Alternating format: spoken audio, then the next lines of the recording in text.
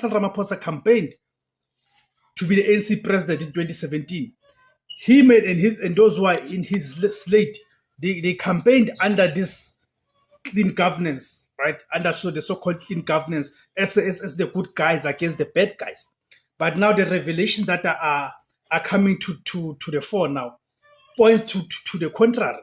Points to the contrary of what the ticket that is the so-called clean governance ticket that Ramaphosa and his people campaigned about, including people like Sezo Mchunu, because of course you know Sezo Mchunu was a key.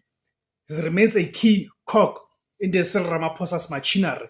More so now that he's a minister of police, then must also remember things like the Phala scandal and all of that, you see.